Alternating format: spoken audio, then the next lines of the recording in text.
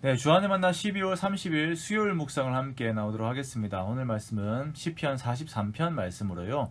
억울함 속에서 하나님을 찾다라고 하는 제목으로 함께 묵상을 나오도록 하겠습니다.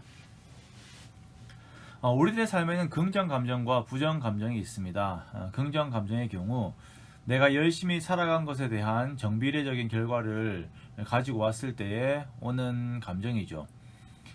이러한 결과들에 대한 감정은 삶에 활력소를 주고 더 나은 삶을 기대하게 하는 에너지원이 됩니다. 만족이 될 수도 있고 그것이 기쁨이 될 수도 있고 또 여러 가지 내용들이 될 수가 있어요. 그러나 부정 감정의 경우는 반대의 역할을 합니다.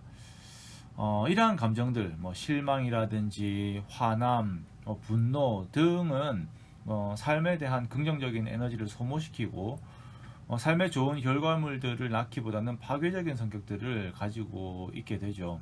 그리고 긍정 감정보다 더 오랜 시간 우리들의 마음에 머무르면서 우리들을 괴롭힙니다.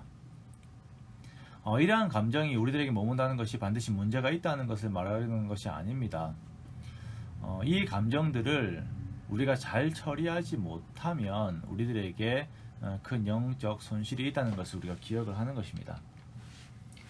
억울함이 있을 때에 그것을 해결하기 위해서 각자의 노력들을 하게 됩니다.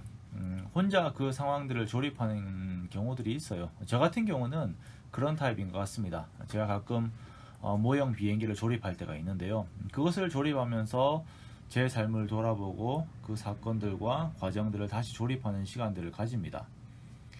어떤 사람들은 다른 사람들과의 대화를 통해서 그 억울함들을 토로하기도 하죠. 내가 억울했던 일에 대해서 나열을 하고 상대방이 그에 대해 동의를 해주면 내 감정이 해소가 되는 것 같습니다.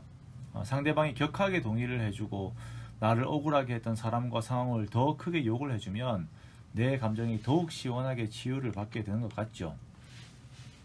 분명 이런 것이 감정의 해소에 도움이 됩니다만 이것이 근본적인 문제를 해결한 것은 아닙니다.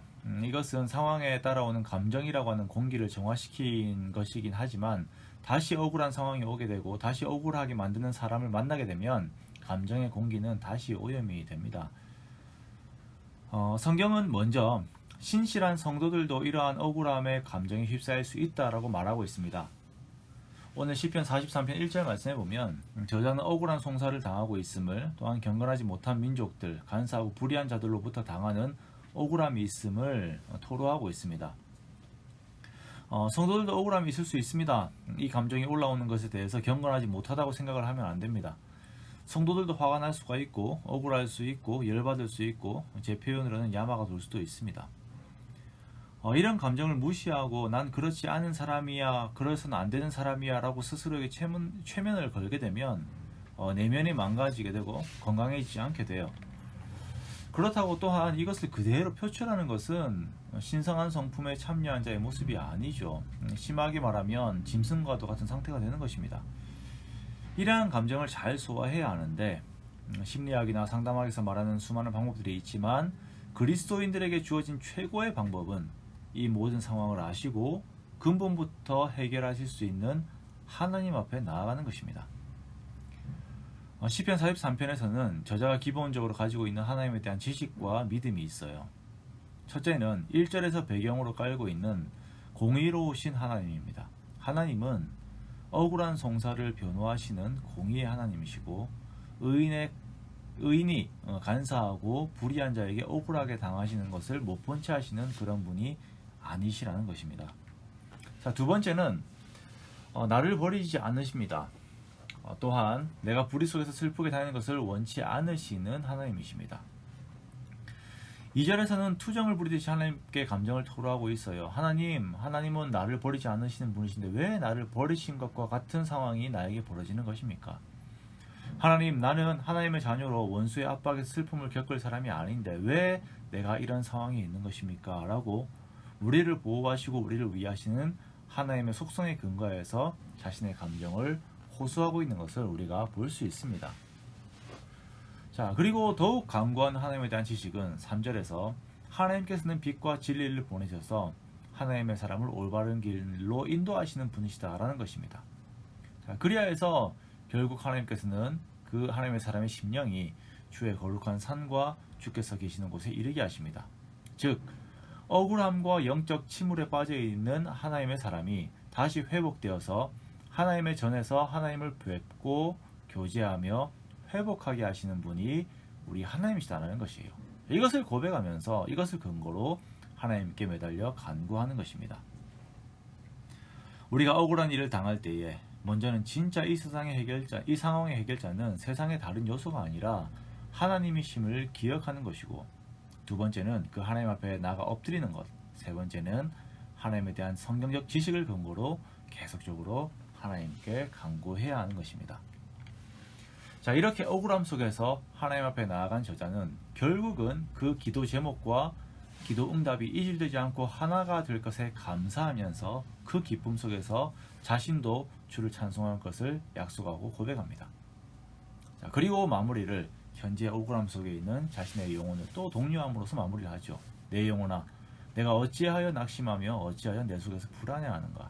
너는 하나님께 소망을 두라. 그가 나타나 도우심으로 말미암아 내 하나님을 여전히 찬송하리로다. 오늘은 억울함이라고 하는 감정이 볼트체가 되어서 주제어가 되었습니다만, 우리의 삶에서는 이 외에 또 다양한 감정과 다양한 상황들이 우리를 힘들게 합니다. 이때 이 현실을 그대로 받아들여야 합니다. 감정과 현실을 도피해서는 안 됩니다. 그리고 이 해결되지 않은 현실을 가지고 해결자 되시는 하나님께 나아가는 우리가 되기 원합니다. 깊은 간구의 기도 가운데 하나님께서는 반드시 응답의 확신을 주십니다. 그리고 바라는 것들의 실상이 우리 마음속에 미리 주어지게 되면서 믿음의 기쁨이 우리에게 머무르게 됩니다. 현실의 시간 속에 살면서 이러한 영적인 경험 속에 들어가는 것, 그리고 그것이 또한 실제적인 물질 세계를 바꾸는 것, 이것이 그리스도인들에게 주어진 축복이자 능력입니다. 사랑하는 성도 여러분, 이제 2020년이 이틀밖에 남지 않았습니다. 이 시간들을 더욱 하나님 앞에 나아가는 우리가 되기 원합니다. 지난 1년을 지내오면서 여전히 마음에 가지고 있는 해결되지 못한 감정들과 상황들이 있다면 그것을 그대로 가지고 정말 있는 모습 그대로 하나님 앞에 나아가 하나하나 해결을 받는 우리가 되기 원합니다. 하나님 안에서 위로를 받고 하나님 앞에서 치유함을 받고 하나님 앞에서 모든 것들이 정리되는 연말의 시간들을 가지기 원합니다. 그리하여 내가 하나님의 사람으로 원래 가지고 있어야 하는 하나님의 공의 속에서의 만족과 기쁨과 평안의 감정들과 미래에 대한 소망의 활력이 있는 그런 찬양의 삶을 우리가 살기 원합니다.